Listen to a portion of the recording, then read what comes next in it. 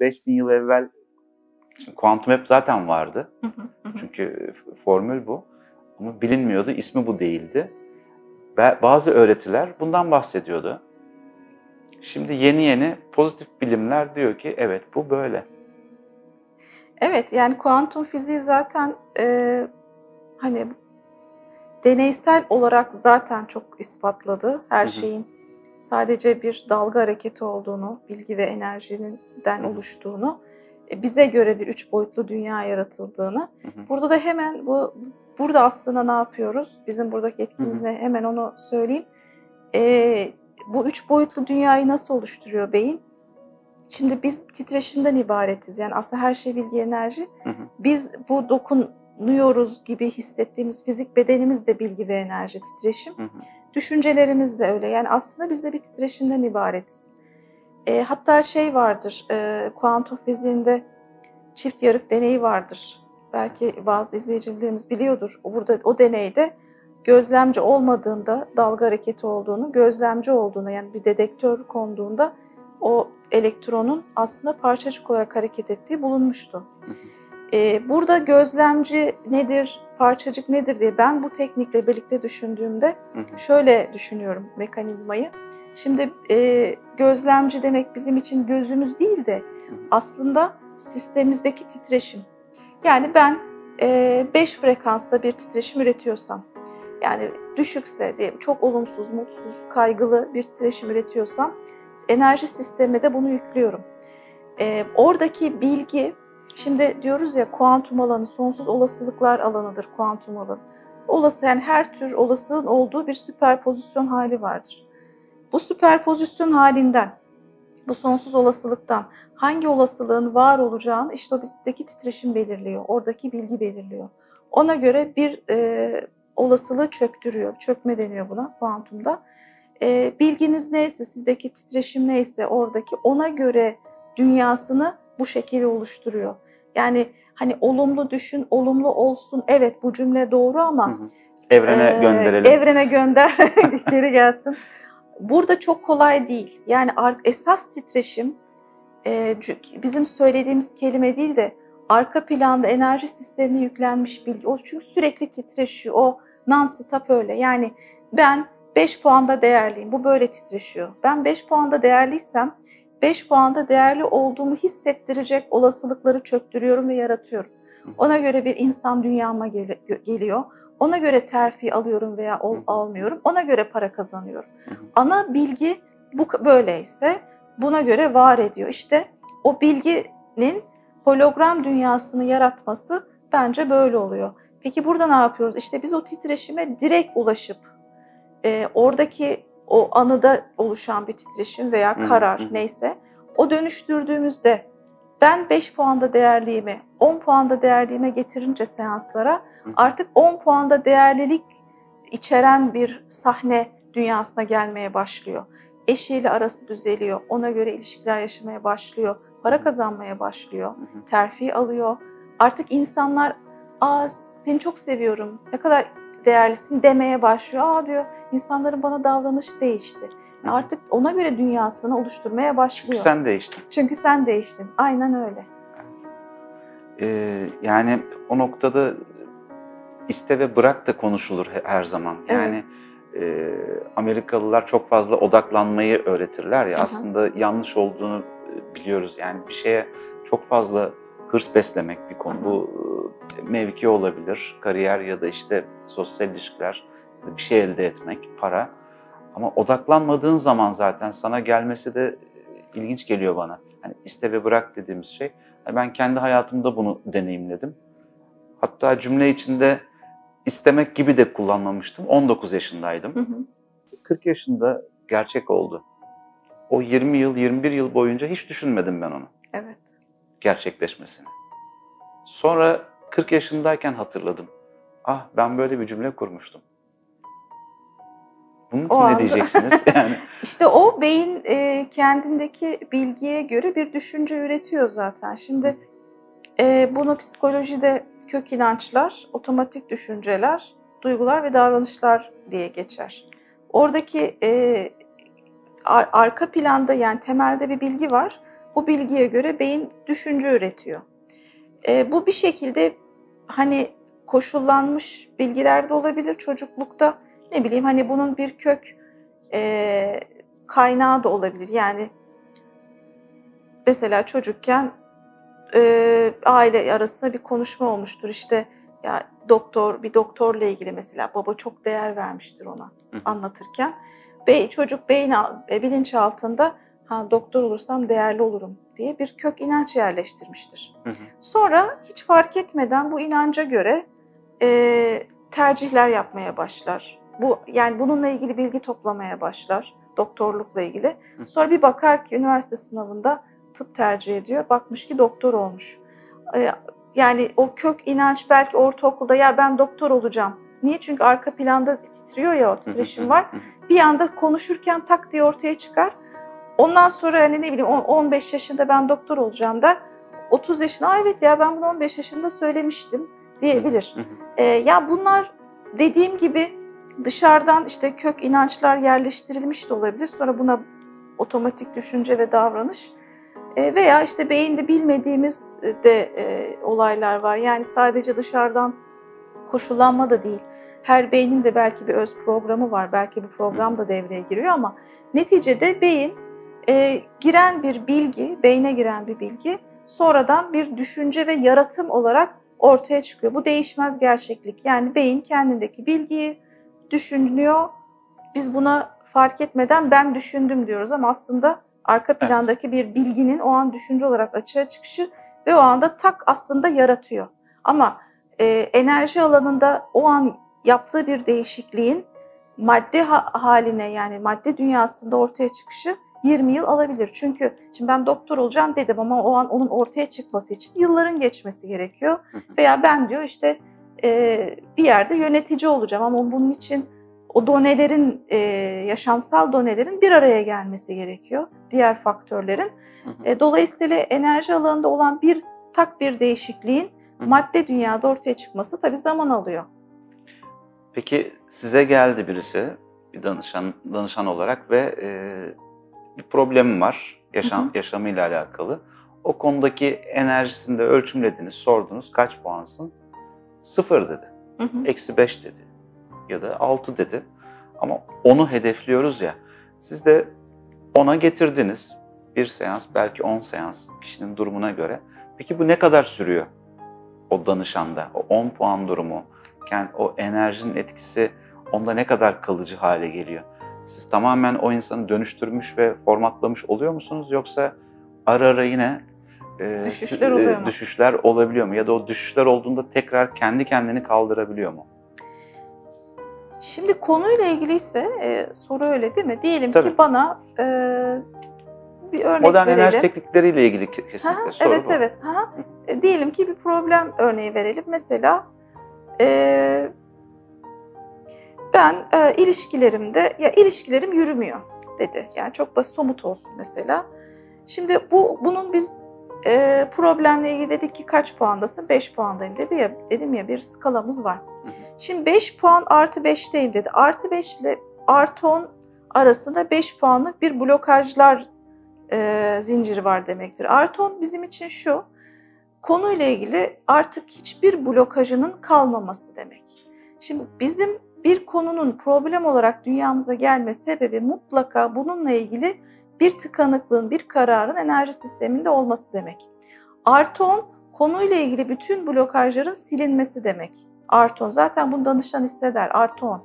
Nasıl hissedilir diye hani soru işareti olabilir ama gerçekten bu bir deneyim, artı 10 olayı.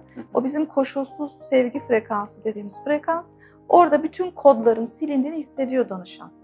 Artık artı 10'a geldiysek bir konuda onunla ilgili bir problem dünyasına gelmez. Çünkü onu biz bütün tıkanıklığı silmişizdir. 9'sak artı birlik olay kalan o bir blokaj dünyasına problem olarak gelir. Ne yapıyor tabii problem gelince danışan enerjisini biraz düşürüyor. Çünkü tekrar problemi yaşıyor. Dolayısıyla hani tekrar tetiklenmiş, düşmüş gibi oluyor ama o düşme gerçek bir yani o an bir enerjisel düşme ama biz 9'a geldiysek artık o 9'dur konuyla ilgili. 1 kalmıştır. devam ediyorsa işte bu şekilde problem, biz deriz ki daha artı 10 olmadık. Ama artı 10'a geldiysek artık o geri dönmez. Bir daha o problem karşısına çıkmaz. O yüzden artı 10'u zorlarız. Yani bütün blokajların temizlenmesini. Dolayısıyla şunu yaşamayız biz. Mesela başka teknikler de var. Yani çok kıymetli her biri ama şimdi bu skala önemli. Şimdi bu skala olmadığında siz kendinizi bir seviyede iyi hissediyorsunuz zaten onunla ilgili. Ama konu artı 10 olmadığı için tekrar ediyor. Biz ama bir konu bitti diyorsak birlikte karar veriyoruz, görüyoruz, o bitiyor gerçekten. Yani sizin bu konuyla ilgili artık başka bir teknik veya denemenize gerek yok. Farklı deneyimler yaşamak istersiniz, farklı teknikler ayrı ama problemi çözmenizi sağlıyoruz biz artı 10'a gelerek. Dolayısıyla ilerlediğimiz süreç 5 olduysak 6'ya geldik, 6'ya geliriz. O 5'e düşmez, 7'ye geliriz. Ama konu bitmeyemiş olabilir artı 10'a gelmediğimiz için. Artı 10'a geldiysek de artık problem bitmiştir, geri gelmez ve kalıcı olarak dönüşmüştür. Peki şunu sorsam size, seansa gelen danışanların psikolojik olarak etkilenme riski var mı? Yani siz bu enerji ölçümlemesinde artı 10 hissediyorum artık bu konuda kendimi dediği zaman psikolojik olarak da etki altında kalmış ve bunu demiş olabilir mi? Ya da o an öyle hissetmiş ve daha sonra, gerçi bahsettiğiniz değişmeyeceğini ama burada psikolojinin de bir artı ya da eksi etkisi oluyor mu sizin tedavinize? Hani danışan acaba orada hani o anlık mı hissediyor diye soruyorsunuz. Şimdi biz enerji alanlarıyla temas ettiğimiz için aslında bütün bu enerji dönüşümlerini biz de hissediyoruz. Yani şunu söyleyeyim, yani danışan 8 ise ve 10 diyorsa biz onun 10 olmadığını hissediyoruz aslında seans içinde. Çünkü o bir deneyim. Yani bunu da biz aslında hani uzman olduğumuz için biliyor değiliz. Biz de bunu deneyimle artık özümsedik. Yani artı 10 bir deneyim, frekans aralığı. Danışan bunu hiç deneyimlemediyse bazılarını artı 10 hissediyor olabiliyor. O zaman da uyarıyoruz, yani olmamış olabilir veya check ediyoruz. Check etme yöntemlerimiz var soruyla. Ama artı 10'u bir deneyimlediği zaman onun gerçekten artı 10 olduğunu o da hissediyor, biz de hissediyoruz. Bunlar aslında psikolojik mi ya da böyle hani yanlış değerlendirilebilir mi diye geliyor insanın aklına ama enerji gerçekten fiziksel olarak deneyimlenen bir şey.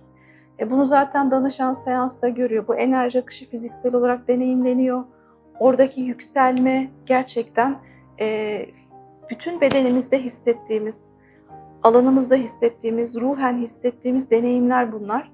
Dolayısıyla aslında hani gerçekten de bir mekanizma, yani bir deneyim ama bu enerjinin, bu bilgi ve enerjinin deneyimlettiği bir süreç bu.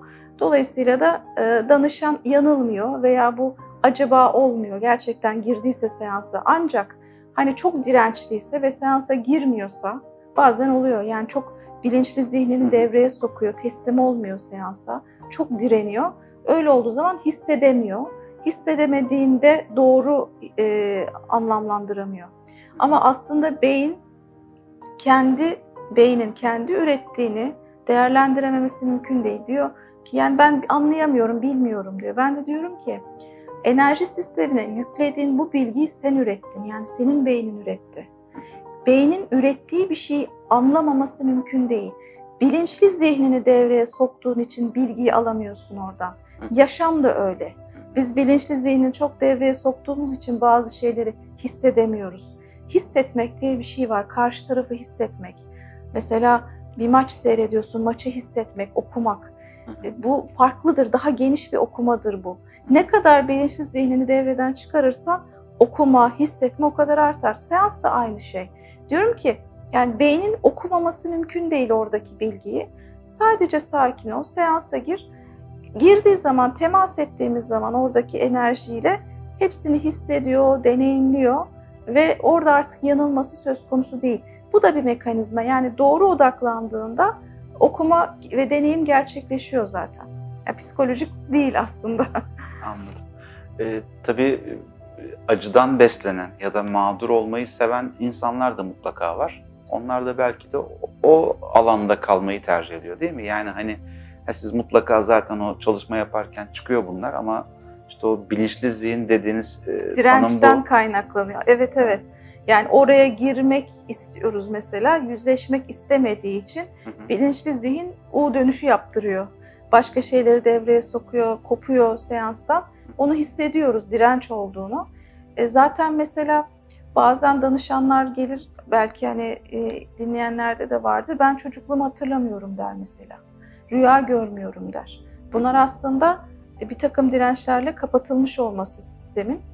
Oralara ben girmek istediğimde bu sefer ne yapıyor seans içinde? Uykusu geliyor mesela. Seanstan kopuyor, bir ağırlık çöküyor gibi. Ne yapıyoruz? Oradaki bu sefer dirence çalışıyoruz. Bazen sorarız mesela işte o hani acıyı seven, acıyla beslenen yapılar, bu da oluyor, bir kimlik haline geliyor. İstiyor musun gerçekten dönüşmek, değişmek? Mesela ben iyileşmek için geldim diyor ama bilinçaltı aslında iyileşmek istemiyor. Biz bunu tespit ediyoruz. Mutlu olmak istiyor musun? Değişmek istiyor musun? Değişirsen ne olur? Gibi bu soruları sorup direnci tespit ediyoruz. Onun içinde aslında iyi bir teknik, dirençleri çalışabilmek adına. Peki bu tekniği uyguladığınız insanlarla ilgili alt ve üst bir yaş sınırı var mı? Başka her şeyi sormuyorum şu an. Yani zaten yoktur diye düşünüyorum. Hani eğitim seviyesini sormama gerek yok diye düşünüyorum. Zaten bu bilgiyi, bu çalışmayı rahatlıkla sizle beraber yapabilir ama hani yaş sınırı var mı? Üst ya da altta. Hani 7 yaşında bir çocukla çalışabilir misiniz? 7 yaşında çocukla çalıştım. Tabii çocuğun genel haliyle de alakalı. Yani şimdi hani hiperaktifse, odaklanma sorunu varsa seansa giremeyebilir. Ama 7 yaşta çalıştım, 6 yaşta da çalıştım. Dediğim gibi o yaş sınırı biraz çocuğun haliyle de alakalı. Onlar bir saat boyunca belki seans yapamıyorlar ama bir yarım saat yapıyorlar. Daha küçükler zor olur. Yani 5 yaş, 4 yaş daha zor. Onlarla daha çok anne üzerinden bahsetmiştim ya, çocukları anne üzerinden çalışıyoruz. Ama onlarla da yani ufak tefek çalışabiliriz. Üst yaş sınırı yok tabii. Yani bizimle temas kurabilip farkındaysa, yani seansa girebilecek bir bilinç düzeyi varsa, çünkü bu iş danışanın uyanık, farkında ve seansa girebilir halde olmasıyla alakalı. Biz öyle çalışıyoruz. Dolayısıyla yaş sınırı bu anlamda yok. Yani çok küçüklerde anne üzerinden. Enerji alanı dediğiniz için soracağım. Hani hepimiz aslında o yüz yüzeyi seviyoruz. Arkadaşlarımızla bir araya gelip çay kahve içmeyi, sohbet etmeyi çok değerli buluyoruz. Şu anki dünyada da çok da mahrum kaldığımız şeyler. İşin bu modern enerji teknikleri tarafında online tedavide yüz yüze kadar etkili mi peki? Yani hani bu konuya biraz değinebilir miyiz? Etkili. Yani dediğim gibi enerji alanı hakikaten müthiş, işte muazzam bir alan. Düşündüğümüz kişiyle beraberiz. Beyin o anda o alanla direkt kontakta. Zaman ve mekan yok enerji alanında. Dolayısıyla benim Amerika'dan da danışanlarım var, en uzak mesafe. Seansa girdiğim anda, yani o benim karşımda onu gördüğüm anda ben onun alanındayım zaten. Bütün süreçlerini hissediyorum.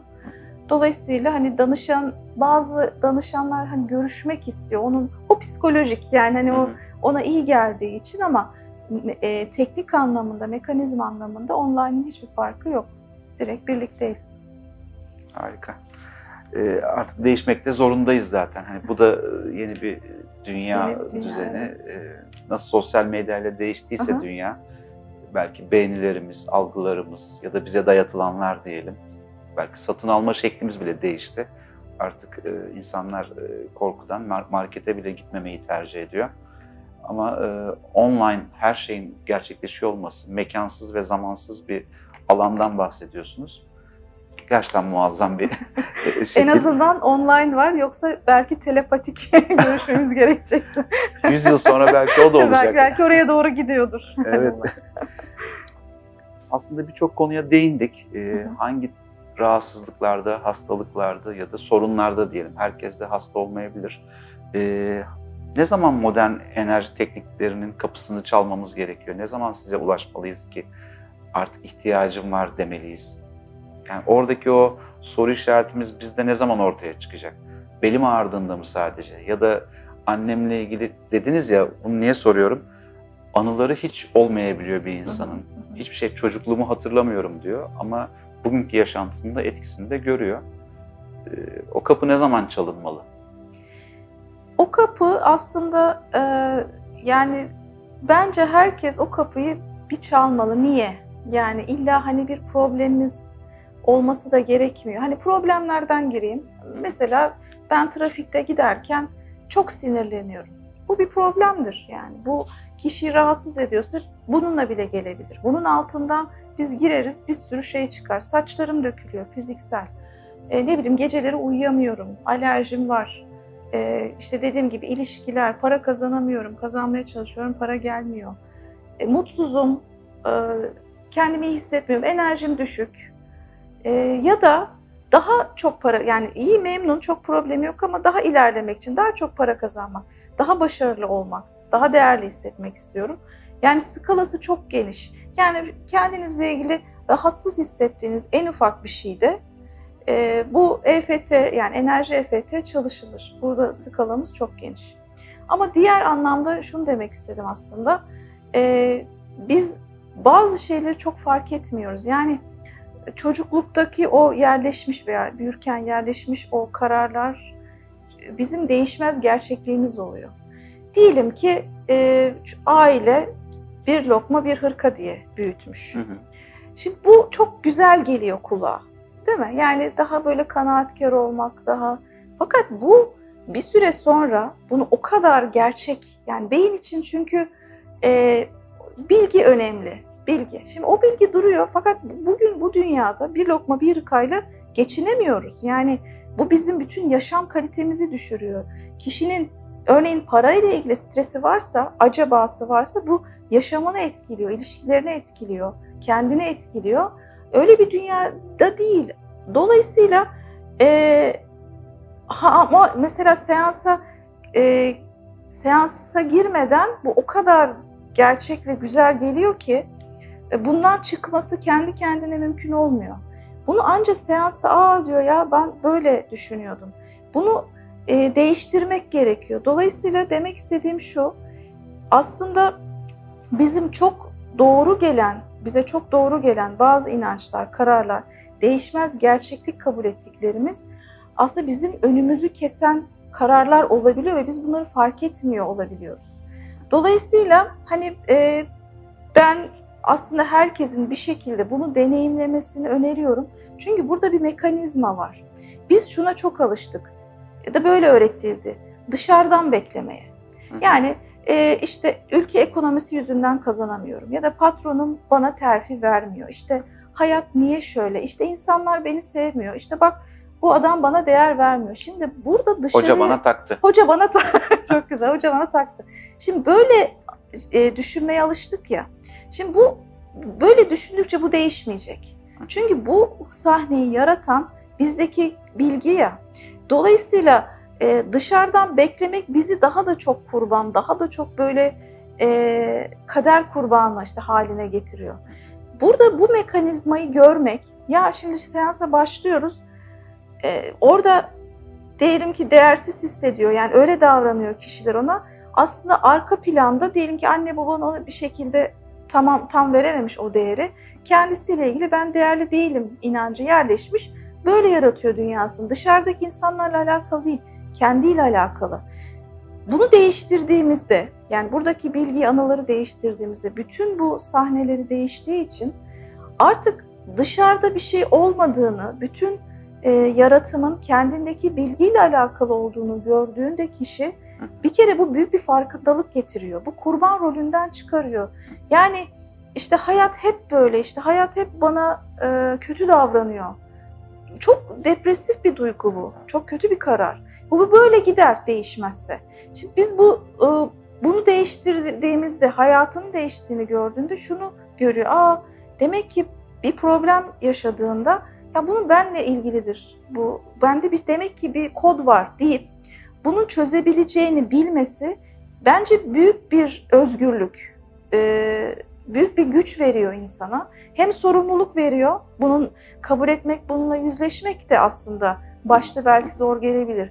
Yani dışarıyı suçlamak daha kolay geliyor bize aslında. Farkındalık da gerekiyor ama değil mi? Evet, yani tabii. bir arkadaşım şunu dedi bana. Ben zenginliği kendime yakıştıramıyorum.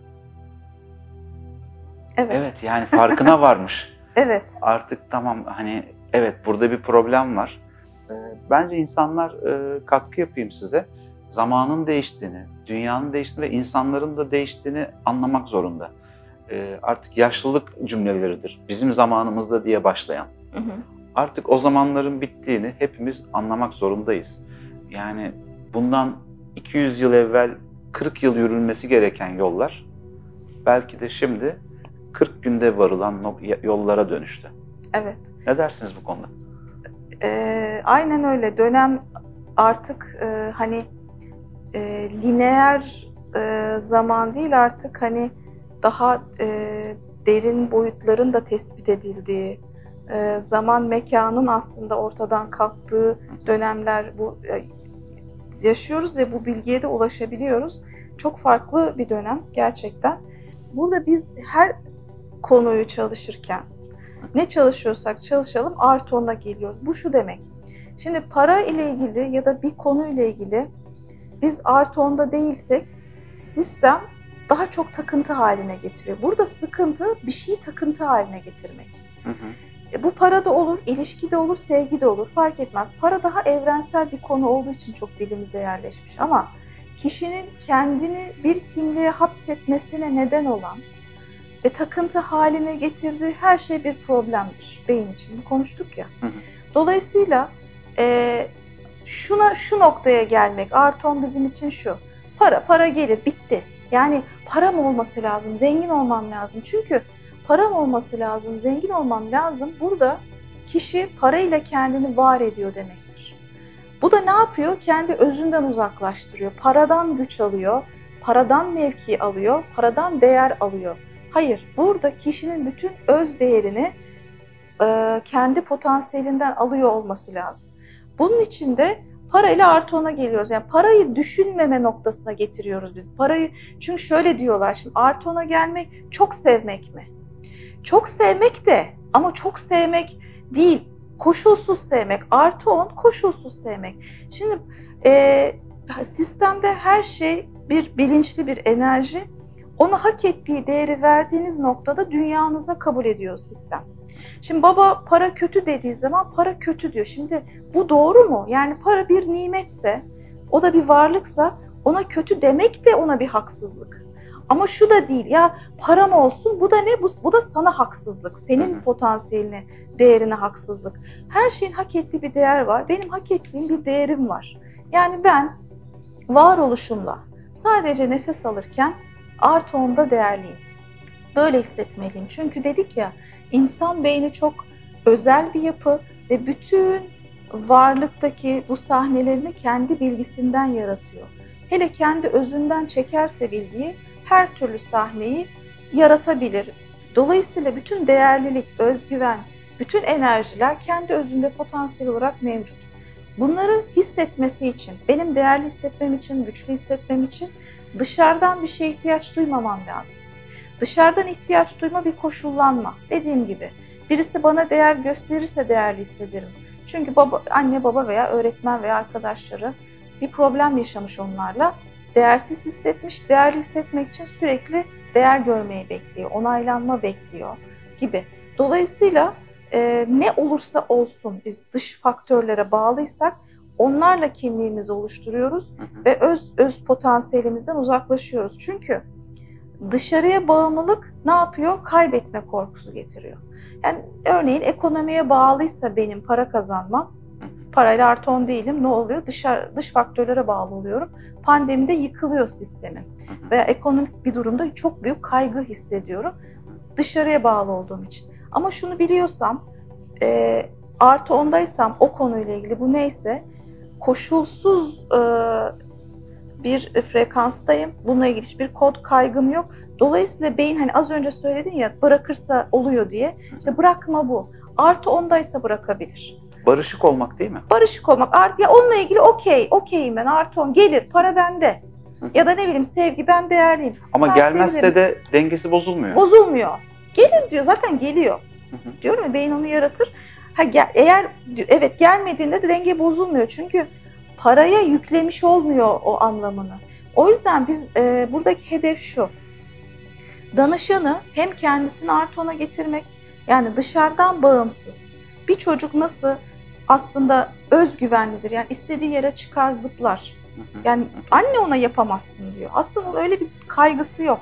Yapamazsın sonradan geliyor. Özgüven problemi yok, mutluluk problemi yok, kaygısı yok. Bizim de enerjimiz artı ona geldiği zaman kendi varlığımızla dışarıdan bağımsız, değerli, özgüvenli, mutlu ve tam hissetmeliyiz. O zaman zaten hani bu yolculuğu bir de kendine dönmekle de ilerletirsek, o zaman zaten hani para gelmiş gelmemiş, o bana öyle demiş dememiş, patron beni onaylamış onaylamamış, beyin bunlara takılmıyor zaten. Beyin kendini tam ve bütün hissediyor ve bu frekansta kaldığı müddetçe de arkadaşının söylediği gibi az önce diliyor ve yaratıyor. Yani bu noktayı keşfedebiliyor kişi. Yani bu teknikleri benim için özellikle bu tekniklerle gelmek istediğim nokta, yani danışanlara hep söylediğim nokta bu. İşaret ettiğim hedef nokta bu. Sorularımdan biriydi ama yine sormama gerek kalmadı çünkü cevabı geldi. Hani zaten şunu da ben deneyimliyorum şu an sizinle birlikte.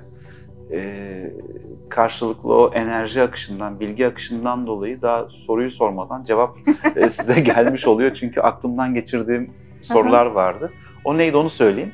Değerlilik hissiydi. Evet. Yani yeryüzünde yoktur ki bir insan o hissi tatmasın diyeceğim ben. Çünkü o illa bir yerlerden onaylanma.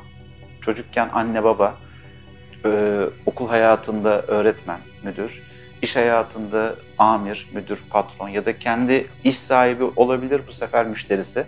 Bir şekilde hep bir yerlerden onaylanmak isteği vardı ve burayı soracaktım size. Aslında evet, huzur içinde ve barışık olursa sistem içinde, kendi içinde insan zaten kimsenin onayına, kimsenin değerli hissettirmesine, karısı, kocası, ailesi bile buna dahil hiçbir sorun yaşamıyor. Çünkü her zaman dengede, barışık olmalı.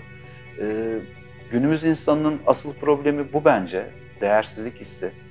Sosyal ilişkiler, evlilikler, iş ilişkileri hep buradan kaynaklanıyor, kaybetmeler. Ama ben biraz şuna da dayandırıyorum. Yine kişisel fikrimi söylüyor olacağım ama biz yalnız başımıza da kalmıyoruz. Hiç yalnız kalmıyoruz. Evet. Hep bir bilgi bombardımanıylayız. Hep birileriyiz. Hep bir bilgi almayla meşgulüz. Yani yemek yememiz bile bir şeye yetişmek gibi. Evet. Bu son sorum olsun. Yani bu konuda soru da değil, bir fikrinizi sormak istedim. Yalnız başına kalmak ne demek? Ya da nasıl olmalı? Aslında bir anlamda zaten yalnız başınayız. Neden? Yani düşünsenize bütün varlık bizdeki bilgiyle, beyin bunu yarattığına göre aslında dışarıda bir şey yok. Hologram dünya kendimizdeyiz aslında. Ama bunu hiç farkında değiliz. Kendimizle olduğumuzun her an ve hep birilerine ihtiyaç duyuyoruz. Evet, aslında bunlar olması gereken şeyler. Yani sosyalleşme, paylaşma. Yani yine insan insanla kendini iyi hissediyor ama bu dönemde benim danışan sayım şuna evrildi, danışan profilim kaygılara evrildi biraz. Yani pandemide herkes yalnız kalmak, evde kalmak zorunda kaldı. Kendiyle olması demek insanın işte o güne kadar fark etmedikleriyle yeniden yüzleşmesini gerektirdi. Ve aslında güzel bir dönem bu anlamda. Yani kendini anlama, yalnızken ne kadar mutluyum, kendimi nasıl hissediyorum, dışarıda hiç dışarısı olmasa ben ne kadar tam ve bütünüm, bunları sorması için bence iyi bir dönem bu dönem. Hem yalnız olduğumuzu, dediğim gibi bütün bu sorumluluğu almamız gerektiğini bilmek, kendimizle yüzleşmek, kendimizi tanımak, aynı zamanda da bu tam ve bütün halle birlikte dışarısı dediğimiz, aslında dışarısı da yok ama dışarısı dediğimiz alanla aynı anda kontakta kalmak, yani o birlik hissinde kalmak bizim amacımız olmalı bence. Teşekkür ederim. Ben teşekkür ederim.